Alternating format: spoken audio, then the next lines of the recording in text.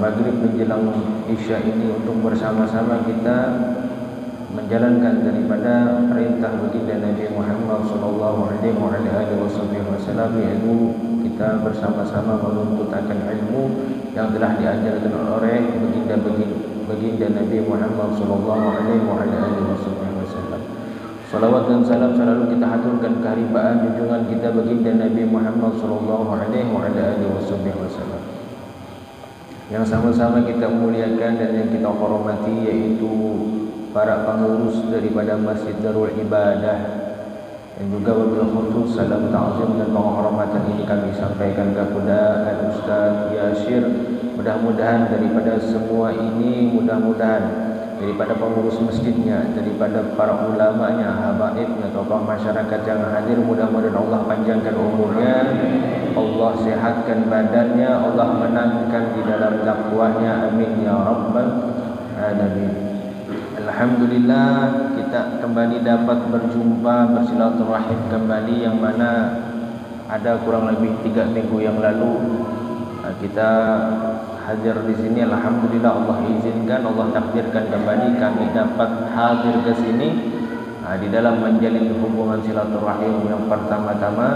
Kemudian yang jelasnya tidak lupa kita juga menyampaikan daripada risalah dakwah baginda Nabi Muhammad sallallahu alaihi wasallam. Baik, jadi ini kita baru datang jam 4 tadi kurang lebihnya, istirahat di tempat Ustaz Yasir sebentar, kemudian ditanya sama Ustaz Yasir, malam ini pengajian gimana Bu, katanya. Ini lumayan dadakan, kita belum siapkan daripada tema pada malam hari ini. Cuman yang jelas kami menyampaikan daripada ini terkait daripada apa yang baginda Nabi sallallahu alaihi wasallam itu tanamkan di dalam apa? Di dalam anak keturunan baginda Nabi Muhammad sallallahu alaihi wasallam. Yang mana para keturunan Nabi itu mereka itu memiliki daripada yang namanya tariqah. Tariqah itu adalah jalan. Jalan apa yang dimaksud di sini? Ialah jalan yang ditempuh, jalan yang dibawa oleh baginda Nabi Muhammad sallallahu alaihi wasallam, yang mana para keturunannya itu wajib mengikuti daripada jalan yang telah dibawa oleh baginda Nabi Muhammad. Nah, kemudian apa? Kemudian orang-orang yang bernamakan daripada umatnya baginda Nabi Muhammad sallallahu alaihi wasallam pun juga wajib mengikuti daripada jalan yang telah dibawa oleh baginda Nabi Muhammad. Yang mana di dalam tariqah Alawiyin ini, para ulama terdahulu daripada kalangan habaib, daripada kalangan syahid, daripada kalangan syarif, mereka menjelaskan apa-apa saja yang menjadi pondasi daripada tariqahnya Alawiyin ini. Yang mana yang pertama itu dikatakan adalah ilmu, kemudian yang kedua adalah dakwah, kemudian yang ketiga adalah khauf, yang keempat adalah wara', dan yang kelima itu ada yang mengatakan ikhlas, ada yang mengatakan sabar, ada juga yang mengatakan istiqomah. Terlepas daripada semua itu, maka kita harus memiliki tekad apa? Tekad kita untuk berada di jalan baginda Nabi Muhammad sallallahu alaihi wasallam, apalagi yang telah dibawa oleh daripada orang-orang yang menjadi pewaris baginda Nabi Muhammad sallallahu alaihi wasallam, yang mana di dalam tariqahnya itu tidak terlepas daripada Imam Abu Hasan dan juga Al-Imam Ghazali. Nah, ini patokannya daripada tariqah Alawiyin. Tasawufnya dipakai adalah Imam Al-Ghazali. Kemudian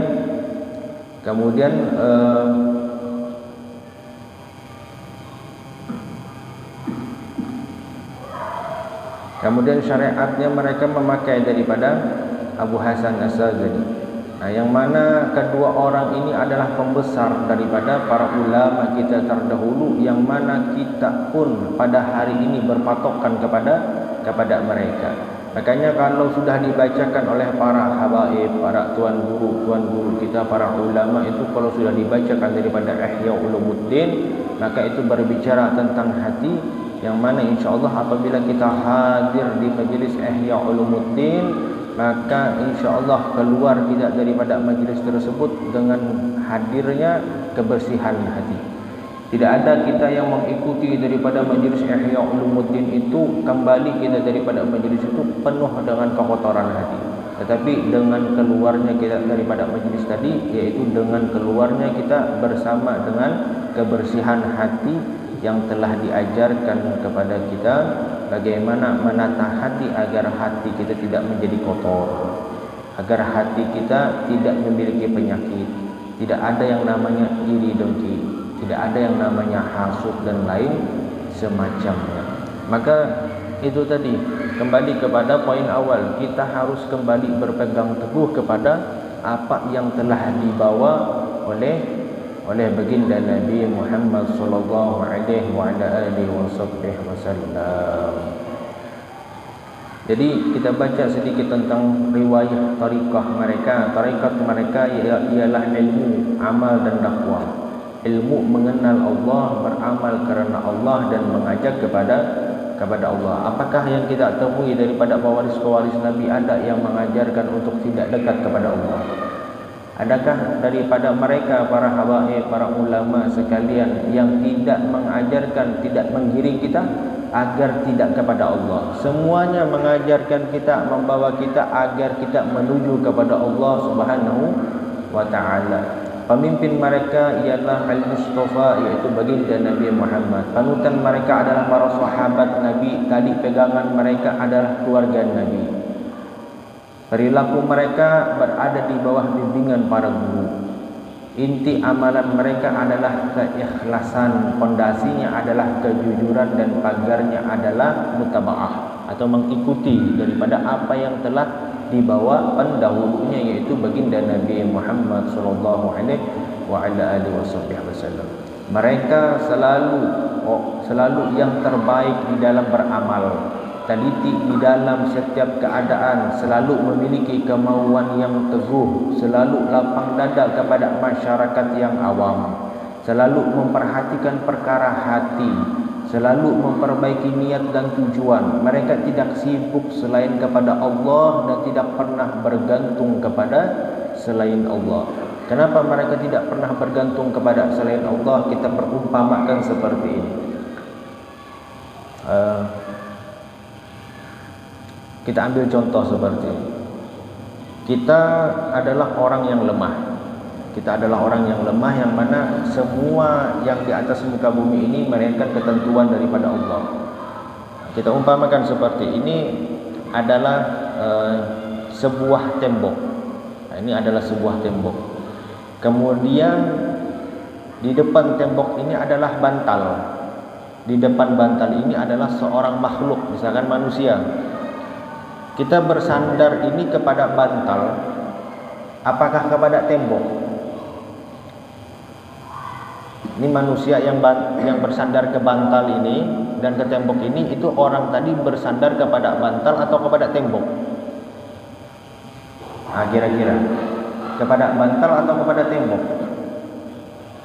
Orang tadi bersandar kepada bantal, tapi bantal tadi bersandar kepada tembok. Artinya apa? Untuk apa seorang kita sebagai makhluknya Allah, sebagai umatnya Nabi Muhammad bersandar kepada yang bersandar? Paham? Bersandar kepada yang bersandar. Bantal tadi bersandar kepada tembok, sehingga manusia tadi dapat bersandar ke bantal, kepada bantal yang bersandar kepada tembok. Nah, maka kita lebih baik bersandar kepada tembok daripada kepada bantal. Maksudnya apa? Kita bersandar hanya kepada Allah, tidak bersandar kepada makhluknya Allah, yang mana mereka juga bersandar kepada Allah. Itu maksudnya. Maka kita umpamakan ini adalah Tuhan. Yang di depan adalah daripada daripada orang. Dan kita juga bersandar kepada orang yang bersandar. Maka hakikatnya kita tidak bersandar kepada yang memberikan sandaran, tetapi kita adalah orang yang bersandar kepada yang bersandar pula. Maka sebaik-baiknya sandaran ialah kepada Allah Subhanahu wa ta'ala. Nah, itu daripada salah satu tariqah yang dibawa oleh baginda Nabi Muhammad sallallahu alaihi wasallam. Kemudian waktu-waktu mereka makmur antara kajian ilmu dan bacaan wirid. Begitu juga dakwah, mengajak kembali kepada Allah, melayani semua ciptaan Allah, mengatur majlis-majlis zikir, selalu peduli dengan perayaan-perayaan agama dan selalu mengumpulkan masyarakat awam dalam majlis ilmu dan zikir.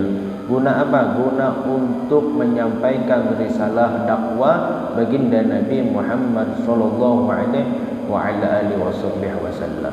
Tarekat mereka didefinisikan oleh Al-Imam Al-Habib Abdurrahman bin Abdullah bin Faqih adalah salah satu metode tasawuf yang dasarnya adalah mengikuti Al-Quran dan Sunnah.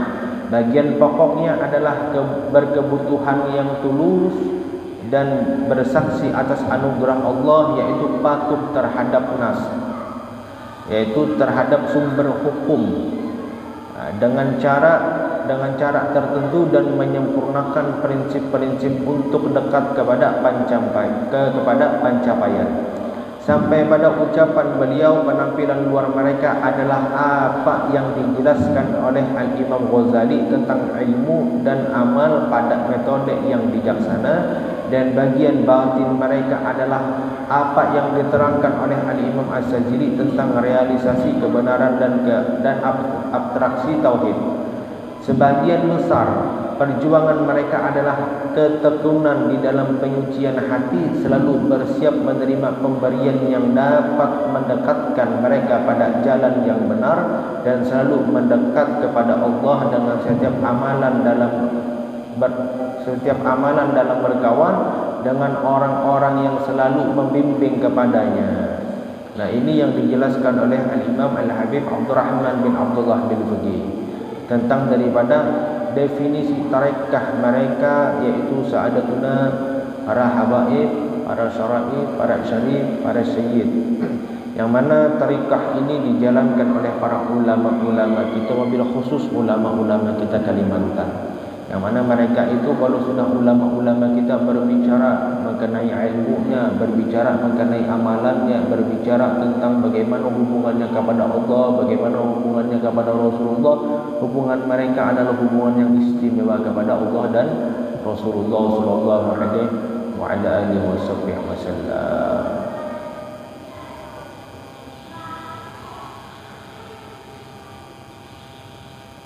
Kemudian penjelasan yang disampaikan oleh Al-Habib Abdurrahman bin Abdullah bin Faqih tadi, makna ucapan beliau penampilan luar mereka adalah apa yang dijelaskan oleh Imam Ghazali tentang ilmu dan amal pada metode yang bijaksana, adalah melihat jiwa dan mempelajari yang benar untuknya serta mengamalkan apa yang ada di dalam kitab Ihya Ulumuddin dan kitab-kitab karya Al-Imam Ghazali. Begitu juga kitab-kitab selainnya seperti karya Al-Imam Asy-Sya'rani, Al-Habib Abdullah Al-Haddad dan pembesar selain mereka. Semoga Allah memberi manfaat untuk kita daripada mereka semuanya. Amin ya rabbal alamin.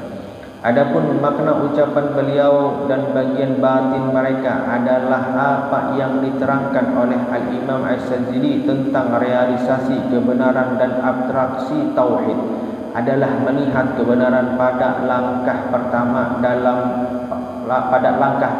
dan beramal di dalamnya dengan penuh tunduk dan pasrah total sebagai bentuk praktek daripada ayat Al-Quran suratul Luqman. Dan barang siapa yang berserah diri kepada Allah sedang dia orang yang berbuat kebaikan, maka sesungguhnya dia telah berpegang kepada tali yang kokoh hanya kepada Allah kesudahan segala urusan.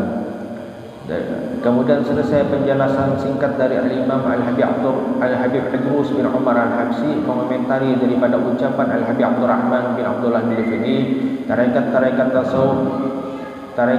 tasawuf dari beragam jenisnya semua kembali ke salah satu dua cara, yaitu Al-Imam As-Sazili dan Imam Al-Ghazali. Adapun pengikut Sazili, sebagian besar perjuangan mereka adalah perihal hati yang maknawi. Mereka bermula dari level syukur pada awal usaha mereka dan menyaksikan Allah serta hadirat di hadapannya.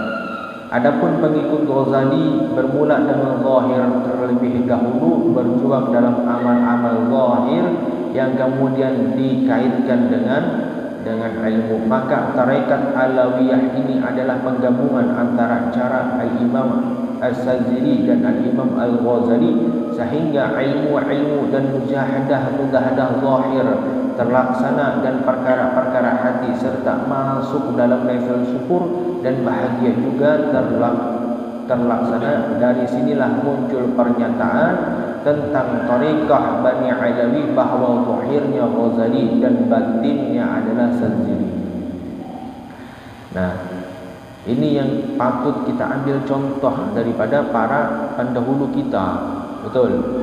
Daripada bagaimana Al-Imam Al-Habib Abdullah bin Alawi Al-Haddad, Al-Imam Al-Habib Abdullah bin Alawi bin Muhammad Al-Haddad adalah seorang yang bersih akan hatinya dan akalnya. Beliau ini tersambungnya luar biasa, yang mana di dalam kehidupannya Al-Imam Al-Habib Abdullah bin Alawi Al-Haddad, beliau itu tidak pernah menyakiti akan hati orang lain, dan beliau tidak akan menyakiti hati daripada orang yang telah menyakiti hati beliau. Nah, ini yang kita contoh daripada apa? Daripada tarikah mereka, bagaimana perjalanan hidup mereka. Para ulama terdahulu itu mereka penuh akan kebijaksanaan, mereka penuh akan kedamaian, mereka penuh akan ketawaduan, mereka penuh akan menjaga hati orang lain. Maka mulai hari ini kita tekankan juga bahwasanya kita tidak akan menyakiti daripada hati orang lain, dan kita akan berusaha semaksimal mungkin untuk selalu dapat menyenangkan daripada hati orang lain, wabil khususnya daripada hati ibu kita, yaitu hati orang tua kita, yaitu hati ibu kita secara khususnya. Jangan sampai kita malah menjadi orang yang menyakiti akan hati ibu kita. Karena apa? Kalau sudah ada yang namanya kita menyakiti hati daripada ibu kita, maka kita tidak dapat menjaga kepada orang lain tadi, apakah kita tetap bisa menjaga hati mereka atau tidak. Kenapa? Patokan kita ini sebagai seorang anak adalah orang tua, wabil khususnya ibu kita. Apabila kita telah menyakiti hati ibu kita, maka kita tidak dapat menjaga akan hati orang lain. Kenapa? Ibu kita telah kita sakiti. Itu adalah patokan yang utama, dan ini adalah sesuatu yang sangat-sangat wajib bagi kita untuk kita jaga, bagaimana orang tua kita tidak tersakiti oleh kita, dan bahkan mereka harus ridho terhadap apa yang telah kita kerjakan.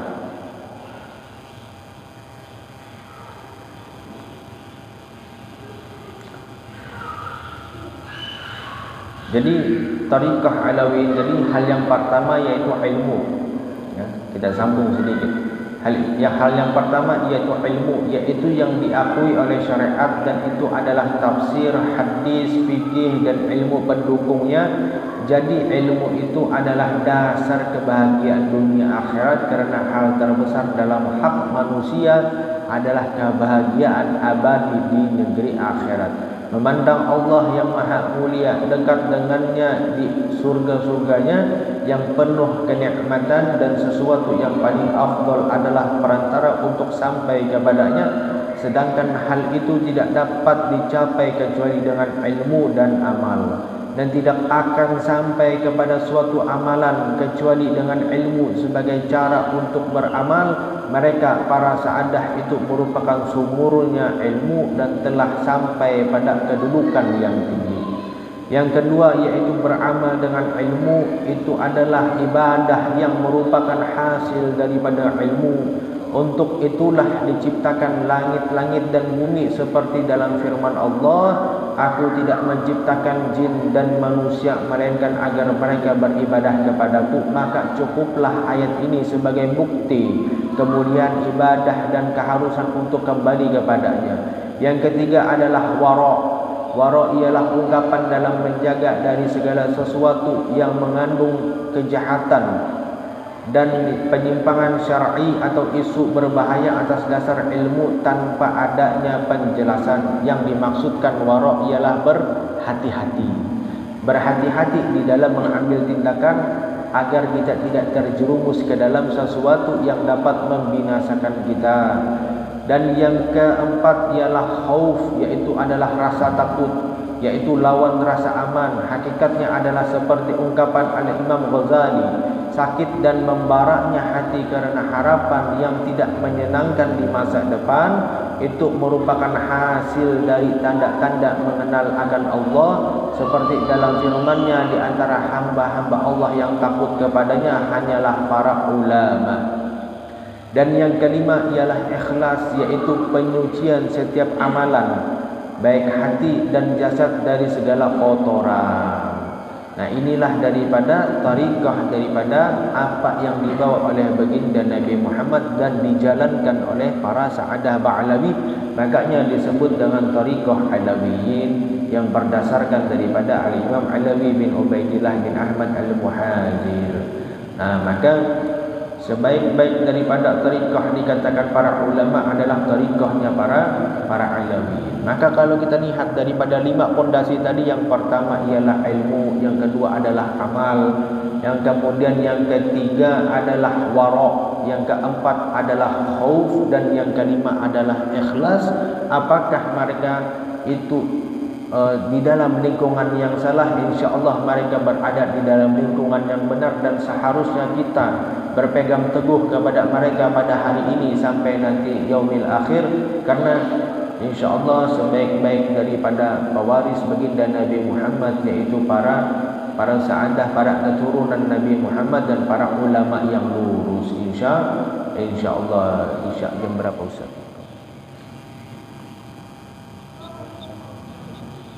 Sudah sampai.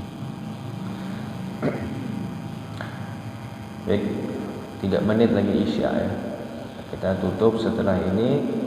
InsyaAllah mudah-mudahan daripada apa yang disampaikan dan apa yang telah kita sampaikan tentang tariqah daripada para sa'adah ba'alawi, yang mana ini berdasarkan daripada apa yang baginda Nabi Muhammad SAW bawa. Mudah-mudahan kita semua dapat berada di jalan mereka, dan kita semua berada di jalan mereka, dan kita semua tidak keluar daripada jalan mereka, dan kita semua selalu berada di jalan yang telah dibimbing oleh baginda Nabi Muhammad SAW.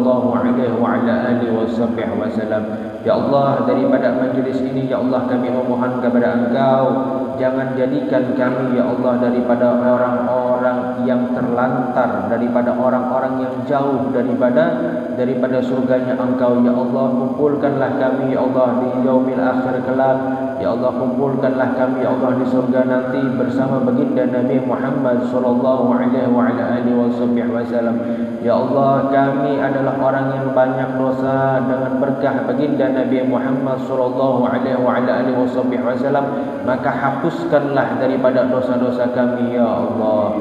Ya Allah, kami adalah orang-orang yang lemah. Ya Allah, dengan berkah baginda Nabi Muhammad SAW,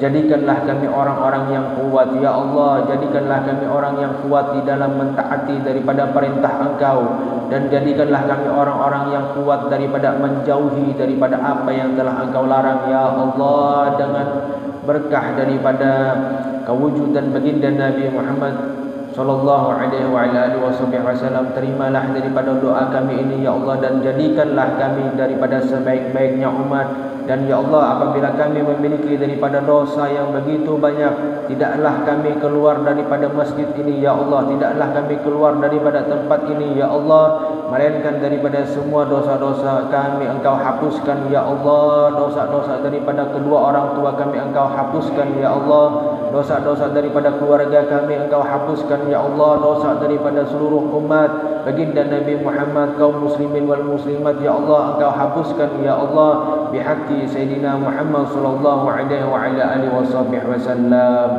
Ya Allah, janganlah Engkau jadikan kami golongan daripada orang-orang yang mungkar, daripada golongan orang-orang yang pembengkang, daripada golongan orang-orang yang akan selalu melawan daripada perintah Engkau ya Allah. Ya Allah, jadikanlah kami ya Allah sebaik-baik daripada para umat baginda Nabi Muhammad, dengan berkah daripada malam hari ini, daripada majlis malam hari ini, daripada berkah baginda Nabi Muhammad, wafatkanlah kami ya Allah di dalam husnul khatimah. Amin ya rabbal alamin. Wa ala nabi wa bisiri suratil Fatihah.